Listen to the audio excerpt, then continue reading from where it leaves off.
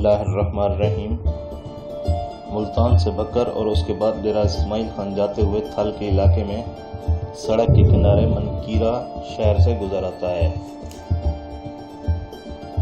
हमें तारीख के मुताले से थल मनकीरा की तारीख का सुराग 1000 साल कबल मसीह से मिलता है, जबकि इस इलाके पर मिस्री, ईरानी और यूनानी हमलावर मुख्तलिफ अदवार में काबिज रहे।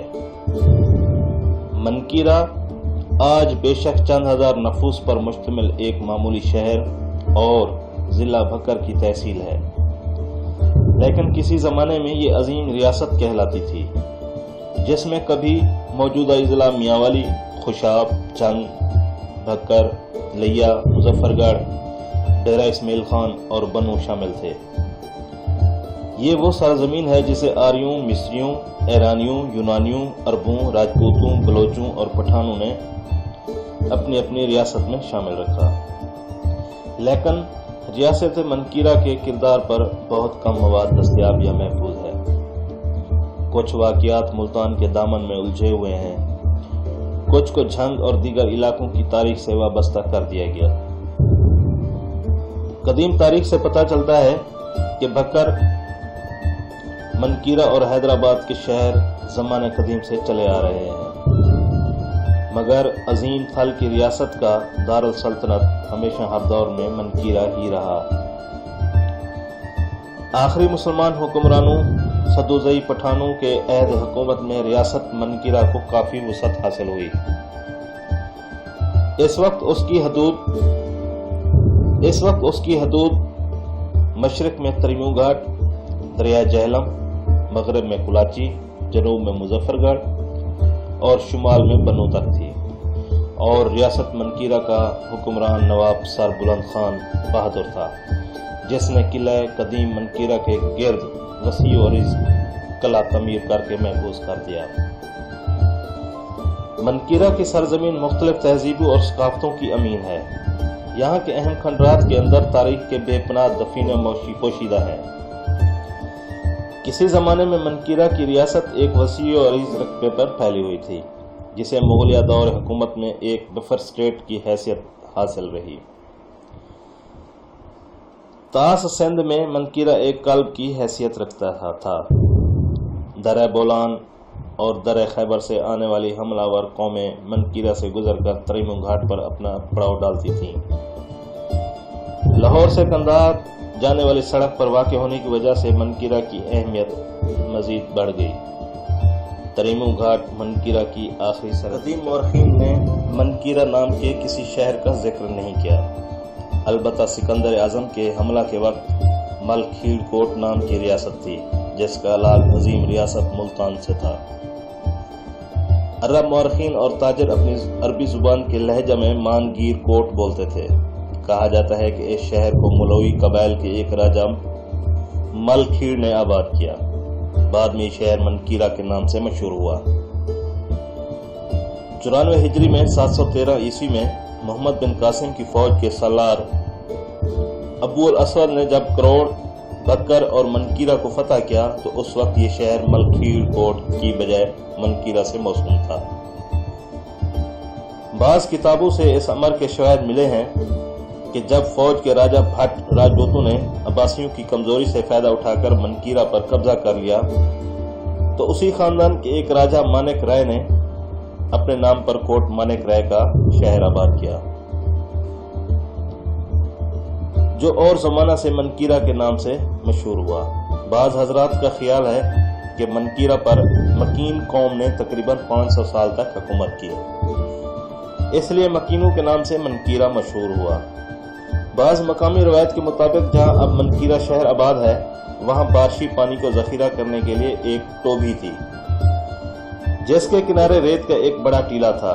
आए दिन आंधियों की वजह से ये टोभी हर वक्त रेत से अटी रहती थी, इसलिए रेत के गिरने की वजह से मनकेरी टोभी भी मशहूर हुई।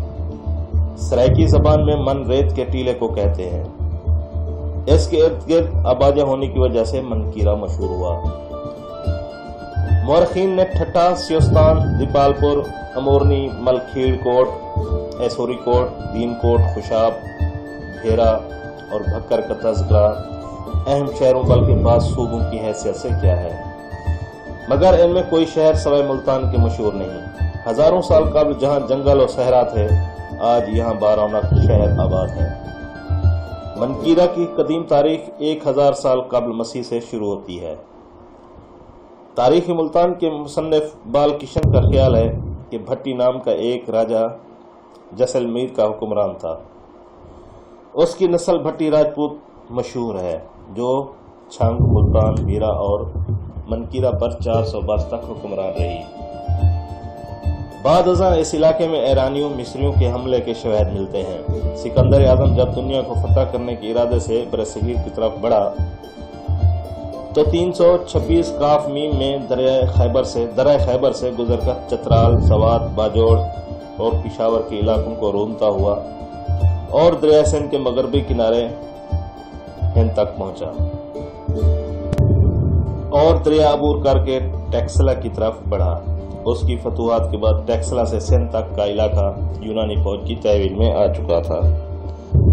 بعد میں اس نے سرائے سدھو کی فوجی چھاؤنی میں عام اجلاس بلایا۔ اس میں اچ، ملتان، شورکوٹ، چنیوٹ، منکیرا اور بھیرا تک کے حکمران بازیاب ہوئے اور وفاداری کی ضمانت پیش کی، لیکن سکندر اعظم کی وفات کے بعد اس علاقے پر یونانی حکمرانوں کی گرفت ڈھیلی پڑ گئی۔ صدیوں کے بعد جب برصغیر میں اسلامی حکومت کا آغاز ہوا تو اس کے اثرات منکیرا اور اس کے نواحی علاقوں میں بھی پڑے۔ 985 عیسوی میں کنوج کے ناگ بھٹ راجپوتوں کی ایک شاخ میکن اقوام نے تھل کی عظیم ریاستوں اموالی منکیرا پر حکومت کی۔ بعد کی تاریخ میں ہمیں حکمرانوں اور نوابوں کی ایک طویل فہرست نظر آتی ہے جو منکیرا اور اس کے علاقوں پر حکمرانی کرتے رہے۔ ان میں زیادہ تعداد ان حکمرانوں کی تھی جو کسی نہ کسی طرح دلی کے حکمرانوں سے تعلق یا واسطہ رکھتے تھے۔ اس تفصیل میں جانا مناسب نہیں ہوگا، البتہ تاریخ کی کتب میں جو دلچسپ واقعہ محفوظ ہے وہ مشہور سیاح ابن بطوطہ کا منکیرا کا دور تھا۔ ابن بطوطہ دریا سندھ عبور کر کے 1334 میں قصبہ داجل پہنچا، پھر بکر سے ہوتا ہوا منکیرا آ کر میکن راجدھانی میں ٹھہرا، پھر اموالی حیدرآباد سے ہوتا ہوا تریموں کے گھاٹ پہنچا۔ یہاں سے جھنگ آیا۔ اس زمانے میں جھنگ کا حکمران مبارک خان لول تھا۔ ابن بطوطہ اس کے ہاں ٹھہرا۔ حاکم نے اسے رخصت کرتے وقت 2 شال اور 1 گھوڑا عطا کیا۔ ابن بطوطہ نے اپنے سفر نامے میں لکھا کہ جب وہ ہندوستان پہنچا تو ملک میں زبردست قحط پڑا ہوا تھا۔ گندم روپے کی 4 من فروخت ہو رہی تھی، جبکہ عام حالات میں یہ روپے میں 7 من بکتی تھی۔ فتح سندھ کے بعد یہ علاقہ براہ راست بغداد کی اموی حکومت کے تحت آ گیا۔ خلجی تغلق عہد میں منکیرا اور دیگر ریاستوں کے بارے میں کوئی خاص تبدیلی نہیں ہوئی اور نہ کسی مورخ نے اس کا ذکر کیا ہے۔ البتہ جب بلوچ اقوام نے منکیرا پر قبضہ کیا تو 1480 سے 1803 تک یہاں حکومت کی اور یہ عہد منکیرا کی تاریخ میں ایک خاص اہمیت کا حامل تھا۔ 1846 میں انگریزوں کے کمانڈر نے بھکر، حیدرآباد اور منکیرا میں اپنا قبضہ مستحکم کر کے دریا چناب عبور کیا۔ جنوری 1849 سے 1947 تک یہ علاقہ انگریزوں کے زیر تسلط رہا۔ انگریزوں نے 1848 تک ریاست منکیرا اور اسے ملحقہ ذیلی ریاستوں کو مکمل طور پر اپنے قبضہ میں لے کر سکھ حکومت کے تمام کرندوں کو فارغ کر دیا تھا۔ انگریزوں نے ریاستوں کی حد بندی ختم کر کے ازسر نو مال گزاری کی شرح مقرر کی اور حیدرآباد، لیا، بکر، کلور کوٹ اور منکیرا کو تحصیل کا درجہ دے کر ضلع جھنگ میں شامل کر دیا۔ پنجاب پر قبضہ کے بعد انگریزوں کے دور ہے۔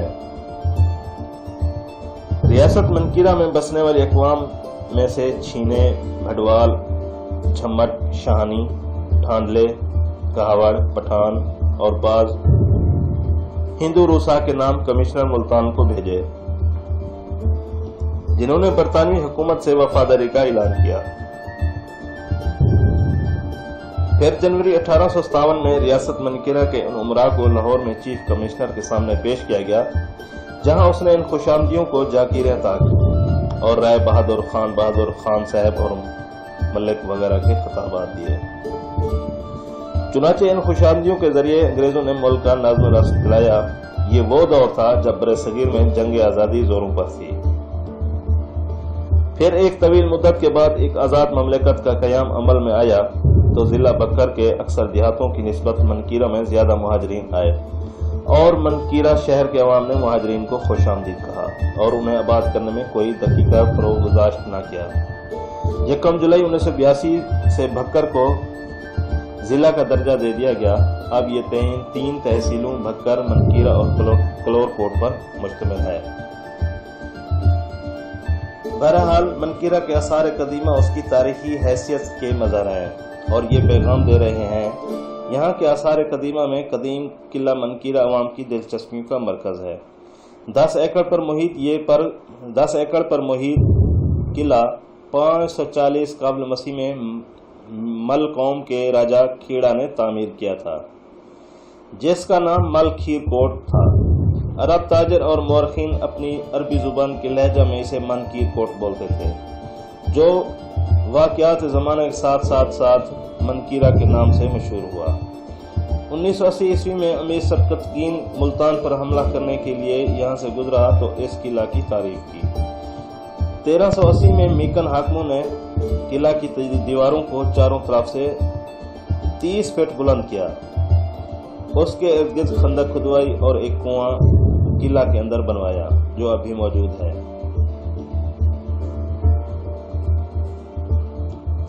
اسے لوگ نور قلندر بادشاہ کا کنواں کہتے ہیں۔ ایک اور قلعہ نواب سربلند خان نے 12 سال کی مدت میں بنوایا۔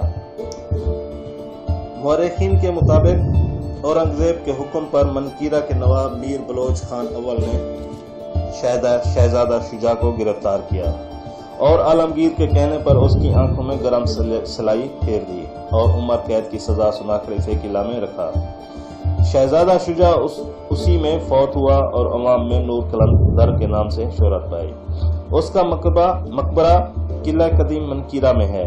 اس طرح منکیرہ کے نواح میں گڑھ مہاراجہ، دلیوال، مبارک گڑھ، لیا اور کوٹ ادو میں کئی قلعے خستہ حالت میں موجود ہیں۔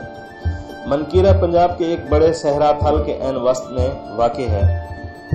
جھنگ بھکر روڈ شہر کے درمیان سے گزرتا ہوا شہر کو 2 حصوں میں تقسیم کر رہا ہے۔ جھنگ بھکر روڈ سے چند 100 گز جنوب میں یہ قلعہ واقع ہے، جس کی تعمیر کا کام ریاست منکیرہ پر مسلمانوں کے آخری فرمانروا نواب سربلند خان سدوزئی نے 1804 میں کیا۔ اس قلعہ کی تعمیر 12 سال کے عرصہ میں مکمل ہوئی۔ قلعہ کی تعمیر کا کام مکمل ہونے کے بعد اس کے بانی نواب سربلند خان انتقال کر گئے۔ یہ قلعہ کم و بیش 50 ایکڑ پر مشتمل ہے۔ قلعہ کے شمالاً، جنوباً اور شرقاً غرباً 4 دروازے اور اس کے ہر گوشہ میں ایک برج 45 فٹ سے زیادہ بلند ہے۔ قلعہ کی دیواروں کی بلندی 32 فٹ اور موٹائی 20 فٹ سے زائد ہے۔ ان دیواروں پر جگہ جگہ مورچے بنے ہوئے ہیں۔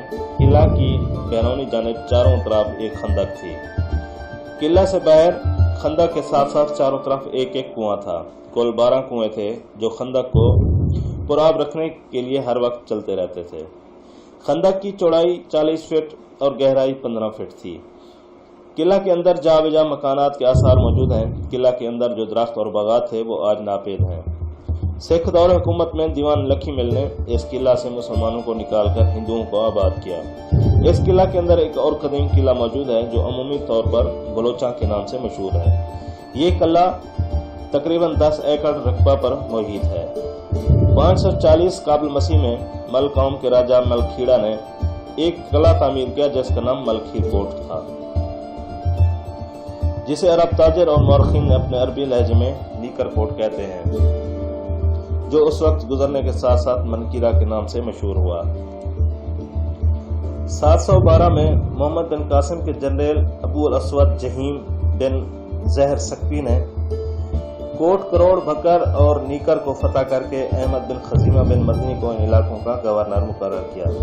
پھر شیخ حامد موسیٰ گورنر بنے جنہوں نے اس قدیم قلعہ کی تعمیر و مرمت کرائی۔ پھر میکن قوم نے اپنے دور میں قلعہ منکیرہ کی مرمت کرائی۔